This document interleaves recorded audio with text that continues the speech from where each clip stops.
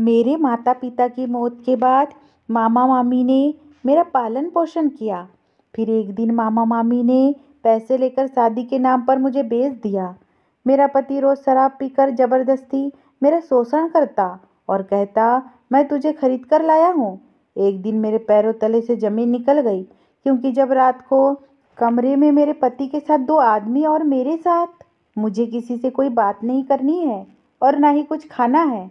इसे यहाँ से ले जाओ, नहीं तो मैं फेंक दूंगा। गुस्से में आरव बोला। कुसुम उदास होकर खाना वापस ले आई और रसोई में रखकर बाहर सोफे पर आकर आग बंद कर बैठ गई। तभी सोमवती जी आकर बोली, बेटी बुरा मत मानना। जब से आरव की माँ की मौत हुई है तो बहुत उदास हो गया है। वो अपनी मम्मी से बहुत प्यार करता था, इसलिए उसके जाने के बाद किसी से बात नहीं करता, बस अकेला अकेला रहता है। कुसुम बोली, कोई बात नहीं अम्मा जी, मैं जानती हूँ आरव अपनी माँ के जाने से बहुत दुखी है, लेकिन मैं भी कोशिश करती रहूँगी जब तक वो मुझे दिल से ना अपना ले। मैं तो बस आरव को माँ का प्यार देना चाहती हूँ, क्योंकि मैं भी बचपन से अनाथ हूँ, इसलिए माँ के प्यार की अहमियत समझती हूँ और दुर्भाग्य से अभी तक खुद भी माँ नहीं बन पाई हूँ। कुसुम आरव को सुलाने फिर से उसके कमरे में चले गई तो आरव चिल्लाकर बोला, दादी इस आंटी को कहो अपने घर चली जाए। और दरवाज़ा कुसुम के मुंह पर बंद करते हुए बोला, फिर कभी मेरे कमरे में आने की हिम्मत भी मत करना। कुसुम फिर से मन मार कर बाहर आ गई। कुसुम को इस घर में आए एक हफ्ता बीत गया था, लेकिन आरव उसे बिल्कुल पसंद नहीं करता था। कुसुम को बच्चों से बहुत स्नेह था, लेकिन भगवान ने अभी तक उसकी गोद नहीं भरी थी। कुसुम सोने के लिए बिस्तर पर तो लेट गई, लेकिन उसकी आंखों से नींद उड़ चुकी थी और वह अपने अतीत की यादों में खो गई। जब करीब 4 साल पहले वो राकेश की दुल्हन बनकर उसके घर में आई थी। कुसुम के माता पिता तो बचपन में ही चल बसे थे। उसके बाद कुसुम के मामा मामी ने ही उसे पाला था। कुसुम के मामा मामी बहुत लालची थे, इसलिए उन्होंने शादी के नाम पर कुसुम का सौदा कर दिया था। जिस घर में उसकी शादी की, उन लोगों से पैसे लेकर उसे बेच दिया था। जिस लड़के से कुसुम की शादी हुई, उसका रिश्ता कहीं नहीं हो पा रहा था। बस इस बात का फायदा उठाकर कुसुम के मामा मामी ने पैसे लेकर उसकी शादी उस लड़के से करा दी। वैसे भी मामी ने कुसुम को घर की नौकरानी बनाकर रखा था, जबकि कुसुम पढ़ाई में बहुत अच्छी थी। उसने कॉलेज पास कर लिया था, लेकिन मामा मामी के लिए तो वह बस एक बोझ थी और उसे बेचकर उनके सर से बोझ उतर गया था। सारी जिंदगी इतने कष्ट सहने के बाद कुसुम बस दुआ कर रही थी कि शादी के बाद मुझे इतना अच्छा पति मिले कि वह मायके के दुखों को भूल जाए। शादी की पहली रात सुहागरात की सेज पर बैठी वो अपने पति राकेश का इंतजार कर रही थी, लेकिन करीब आधी रात बीत गई और राकेश का अभी तक कुछ पता नहीं। तभी अचानक दरवाज़ा खुला और राकेश लड़खड़ाते हुए कदमों से अंदर आया और बोला, इसी तरह रोज इंतजार करने की आदत डाल ले, क्योंकि मैं तुझे खरीद कर लाया हूँ। राकेश शराब पीकर आया था। वो लड़खड़ाते हुए कदमों से कुसुम के पास आकर बैठ गया। वह कुसुम के नजदीक जाने लगा तो शराब की बदबू के कारण कुसुम पीछे हटने लगी। राकेश ने उसका हाथ पकड़कर खींचा और कहा, अरे कहाँ जा रही है, यहाँ मेरे पास बैठ। कुसुम बोली, अभी आप होश में नहीं हो, सो जाइए, कल बात करेंगे। इतना कहकर कुसुम उठकर जाने लगी, लेकिन राकेश की नज़रों में तो हैवानियत उतर आई थी। उसने कुसुम का हाथ पकड़ा और उसे खींचकर बिस्तर पर ढकेल दिया और पूरी रात किसी जानवर की तरह उसे नोचता रहा। इसकी कुसुम को बिल्कुल उम्मीद नहीं थी। वह तो कितने सपने लेकर पति के घर में आई थी, लेकिन पल भर में उसके सभी सपने टूटकर बिखर गए। सुबह उठकर कुसुम ने बाथरूम में जाकर जब अपने फटे कपड़े में जिस्म के निशान देखे तो उसके आंसू नहीं रुके थे। जिस पति से वह प्यार की उम्मीद लगाए बैठी थी, उसने बस अपने जिस्म की प्यास बुझाई। रात भर जो कुसुम के साथ हुआ था वो पति पत्नी का रिश्ता नहीं, बल्कि बलात्कार से कुछ कम नहीं था। कुसुम को अपने आप से नफरत सी हो रही थी। खुद को संभालते हुए कुसुम रसोई घर में गई तो उसकी ननंद एवं जेठानी उसे कह रही थी, लगता है भैया ने रात भर सोने नहीं दिया। कुसुम भी झूठी सी मुस्कुरा दी और घर के काम में लग गई। दूसरी रात भी राकेश नशे में झूमता हुआ आया और पहली रात की तरह ही आज भी कुसुम के साथ वही हुआ। अगली सुबह कुसुम सही से चल भी नहीं पा रही थी, जैसे तैसे वह घर के काम लग गई। अब रोज कुसुम के साथ ऐसा ही होने लगा। अब वह समझ चुकी थी कि पति के रूप में उसे जानवर मिला है जो कि बस अपने जिस्म की भूख मिटाता है।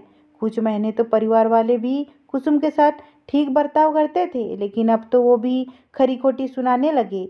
शादी के नाम पर मामा मामी ने जो पैसे लिए थे, उस कारण कुसुम का जीवन ससुराल में नर्क बन चुका था। वह रोज मर मर कर जी रही थी और अपने मन की किसी से कह भी नहीं सकती थी।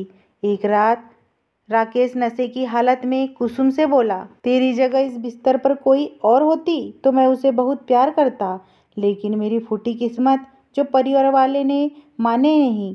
अब कुसुम को नई बात पता चली कि पति का किसी और के साथ भी चक्कर है, जिससे शादी नहीं हो पाई। कुसुम का तो भगवान पर विश्वास ही उठ गया था। दर्द पर दर्द झेलते कुसुम को बच्चे और बहुत पसंद थे। चाहे कुसुम की जेठानी उसे कितनी भी खरी खोटी सुनाती, लेकिन वो उनके बच्चों को खूब प्यार करती। एक दिन कुसुम जेठानी के बच्चे को दूध पिला रही थी, तो जेठानी ने तुरंत आकर उसकी गोद से बच्चा छीन लिया और कहा, मेरे बच्चे से दूर रहे बांझ कहीं की। यह शब्द सुनकर तो कुसुम के पैरों तले से जमीन निकल गई। शादी को 4 साल बीत चुके थे, इसलिए उसे आज इस शब्द की उपाधि भी मिल गई थी। उस समय वह नहीं जानती थी कि अब उसे इसी नाम से सब बुलाएंगे। अब तो हर रोज सास नंद एवं जेठानी कोई मौका नहीं छोड़ती उसे बांझ कहने का।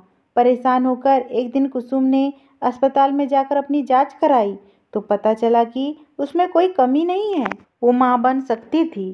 कुसुम ने रात को अपने पति से बात की, मेरे अंदर कोई कमी नहीं है, मैं मां बन सकती हूँ, एक बार आप भी अपनी जांच करवा लीजिए। इतना सुनकर गुस्से में तिलमिला उठा, मर्द को जांच कराने को बोलती है, बांझ कहीं की, तेरे अंदर कमी है, मुझ में नहीं, समझी। अब कुसुम भी थक चुकी थी रोज रोज के तानों से, इस जिल्लत भरी जिंदगी से।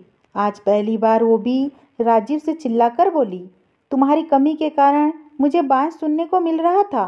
तुम सोच भी नहीं सकते मैं बच्चों से कितना प्यार करती हूँ, तुम्हें अपनी जांच करानी ही होगी। राकेश की आंखें गुस्से में लाल हो गई और उसने अपनी बेल्ट निकाल ली और कुसुम को पीटने लगा। साली को बताता हूँ तुझे मर्द कैसे होते हैं, देख आज तुझे कैसी मर्दांगी दिखाता हूँ, कहते हुए कुसुम को मार रहा था। आज कुसुम भी ना जाने कहाँ से हिम्मत आ गई थी। उसने बेल्ट पकड़ ली और जोर से अपनी ओर खींच ली, तो राकेश धड़ाम से जमीन पर गिर गया और कुसुम ने कई बार राकेश पर बेल्ट से कर दिए। राकेश के चीखने की आवाज़ सुनकर सब घर वाले दरवाजे पर आ गए। राकेश ने दौड़कर दरवाज़ा खोला तो सब बाहर खड़े थे। सबको देखकर कुसुम ने जैसे ही बेल्ट छोड़ी, तुरंत राकेश ने उसके मुंह पर जोरदार थप्पड़ जड़ दिया और उसके बाल खींचते हुए बाहर ले जाने लगा और बोला, हरामजादी निकल मेरे घर से और कभी इस घर की तरफ देखना भी मत। राकेश उसे खींचता हुआ बाहर ले जा रहा था। तब कुसुम सबसे बोली, मैं बांझ नहीं हूँ, बल्कि ये आदमी नामर्द है। राकेश ने कुसुम को घर के बाहर धक्का देकर दरवाज़ा बंद कर दिया। करीब आधी रात का समय हो चुका था। कुसुम ने सुबह से कुछ खाया भी नहीं था, इसलिए उसे कमजोरी भी लग रही थी, लेकिन वो बेसुध सी चली जा रही थी। कहाँ जाना था वह नहीं जानती थी कि तभी अचानक उसके चेहरे पर तेज रोशनी पड़ी और वह बेहोश होकर गिर गई। और जब आँख खुली तो वह एक अनजान घर में थी कि तभी एक अम्मा जी ने आकर कुसुम से पूछा, कैसी हो बेटी, तबीयत ठीक है? अब तुम रास्ते में मेरी गाड़ी के सामने बेहोश हो गई थी। कुसुम बोली, मैं ठीक हूँ अम्मा जी। अम्मा जी ने कुसुम को खाना लाकर दिया तो उसने बिना कुछ नानुक करे भूख में तुरंत खा लिया। फिर अम्मा बोली, बेटी बहुत रात हो रही है, आज यहीं सो जाओ। कुसुम ने भी सोचा, वैसे भी मेरा कौन है इंतजार करने वाला, और वो वहीं रुक गई। अगली सुबह जब वह उठी तो उसने देखा एक छोटा सा लड़का उन अम्मा जी से बहुत बेरुखी और गुस्से में कह रहा था कि मेरी मम्मी को वापस ला दो, नहीं तो मैं भी घर से चला जाऊंगा। वो शायद अम्मा जी का पोता था। बाहर आकर कुसुम ने अम्मा से पूछा, क्या हुआ? तब अम्मा बोली, बेटी मेरा नाम सोमवती है। मेरी बहू की मौत 3 महीने पहले एक हादसे में हो गई। बस तभी से मेरा पोता आरव बहुत चिड़चिड़ा हो गया है। अब हम एक ऐसी महिला को ढूंढ रहे हैं जो आरव का ख्याल प्यार से रख सके। बस फिर क्या था, कुसुम को वैसे ही काम की तलाश थी। वो बोली, अम्मा जी मेरा भी इस दुनिया में अपना कहने को कोई नहीं है। अगर आप कहे तो यह काम मैं कर लेती हूँ। सोमवती जी भी तुरंत तैयार हो गई। कुसुम को अब इस घर में आए 1 सप्ताह बीत चुका था, लेकिन आरव का बर्ताव अभी भी उसके प्रति उखड़ा हुआ था। इन्हीं सब ख्यालों में उसकी आग लग गई। अगली सुबह उठकर कुसुम आरव को तैयार कर स्कूल की गाड़ी में बिठाकर आने के बाद रसोई में अपने और अम्मा जी के लिए चाय नाश्ता बनाने लगी। सोमवती जी उस समय बाहर थोड़ा टहलने गई हुई थी। कुसुम हाथ में चाय का कप लिए जैसे ही बाहर आई तो देखा एक आदमी सोफे पर आग बंद किए बैठा है। कुसुम उसे देखकर घबरा गई और चिल्लाकर बोली, कौन हो तुम और घर में घुसने की तुम्हारी हिम्मत कैसे हुई? वो आदमी गुस्से में कुसुम को घूरते हुए बोला, तुम कौन हो और मेरे घर में तुम्हारी घुसने की हिम्मत कैसे हुई? इतने में सोमवती जी आ गई और बोली, अरे ठहरो तुम दोनों, मैं तुम दोनों का परिचय एक दूसरे से करवाती हूँ। सोमवती जी बोली, संजय ये कुसुम है, इसी ने आरव की देखभाल के लिए मैंने रखा है। और कुसुम ये मेरा बेटा संजय है। संजय ऑफिस के काम से बाहर गया हुआ था, इसलिए तुम अचानक उसे घर में देखकर घबरा गई। तब संजय बोला, मम्मी जल्दी तैयार हो जाओ, मौसी जी को देखने अस्पताल जाना है, वो बीमार है। संजय अपनी माँ को लेकर चला गया। इतने में घर का फ़ोन बजा और कोई ना होने के कारण कुसुम ने फ़ोन उठाया तो पता चला आरव स्कूल की गाड़ी से उतरते हुए गिर गया और उसे चोट लगी है। कुसुम दौड़ते हुए स्कूल पहुंची तो देखा आरव को काफ़ी चोट आई। वो तुरंत उसे अस्पताल लेकर भागी। वहां डॉक्टर आरव की पट्टी कर रहे थे। आरव दर्द से कराह रहा था। उस दिन मामा रोते हुए आरव ने कुसुम का हाथ कसकर पकड़ लिया और कुसुम को भी आज मातृत्व का एहसास हुआ। आरव के मुंह से माँ सुनकर कुसुम को आज अलग ही एहसास हुआ था और आरव को भी उसमें अपनी माँ नजर आ रही थी। आरव कुसुम से लिपट गया और आज उसे फिर से माँ मिल गई। सोमवती जी और संजय जब वापस घर आए तो हैरान रह गए। आरव हंसते हुए कुसुम के हाथों से खाना खा रहा था। कुसुम ने सब बातें उन्हें बताई तो उनके मन को भी सुकून मिला, क्योंकि अपनी माँ के जाने के बाद आज पहली बार आरव के चेहरे पर मुस्कुराहट थी। संजय एक बड़ा बिजनेसमैन और समझदार इंसान था। धीरे धीरे उसे भी कुसुम से लगाव होने लगा। वह अपनी पत्नी को अभी भूला नहीं था, लेकिन कुसुम का उसके बच्चे और परिवार के प्रति समर्पण देखकर उसे उससे प्यार होने लगा। अम्मा जी को भी कुसुम बहुत पसंद थी और वो भी बेटे का फिर से घर बसाना चाहती थी। एक दिन संजय ने आरव और कुसुम को बाहर ले जाने लगा तो तभी आरव ने अपनी मम्मी की एक साड़ी कुसुम को लाकर दी कि आज आप यह पहनूंगी। कुसुम जब साड़ी पहनकर बाहर आई तो संजय भी उसे देखता रह गया। आज कुसुम में संजय को अपनी पत्नी की छवि नजर आ रही थी। पूरा दिन घूमकर थकने के बाद आरव गाड़ी में कुसुम की गोद में सो गया। तब संजय कुसुम से बोला, आज तुम बहुत प्यारी लग रही हो, क्या तुम मुझसे शादी करोगी? कुसुम भी मन ही मन में संजय को पसंद करती थी, लेकिन कुसुम ने पहले संजय के सामने अपना पूरा अतीत बता दिया। संजय ने जब राकेश का नाम सुना तो बोला, यह तो मेरे यहाँ ही नौकरी करता है। तब संजय बोला, कुसुम अब राकेश को उसके किए की सज़ा जरूर मिलेगी। अगली सुबह संजय बोला, कुसुम जल्दी अच्छे से तैयार हो जाओ, आज राकेश को सबक सिखाने तुम खुद मेरे साथ ऑफिस चलोगी। कुसुम संजय के साथ ऑफिस पहुंच गया तो वहाँ राकेश उसे देखकर बोला, बांझ औरत, तेरी हिम्मत कैसे हुई यहाँ आने की? इतने में संजय ने पीछे से आकर राकेश को जोरदार थप्पड़ जड़ते हुए कहा, तेरी हिम्मत कैसे हुई मेरी पत्नी और इस कंपनी की मालकिन से ऐसी बात करने की? अभी की अभी माफ़ी मांगो। राकेश के तो होश ही उड़ गए।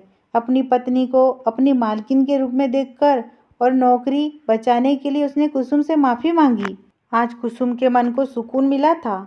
आज फिर से कुसुम को भगवान पर विश्वास हो गया था। उसकी संजय से शादी हो गई और उसके जीवन में सभी खुशियाँ आ गई। अगर ये स्टोरी आपको पसंद आई हो दोस्तों, तो प्लीज़ मेरे चैनल को सब्सक्राइब करना बिल्कुल ना भूलें।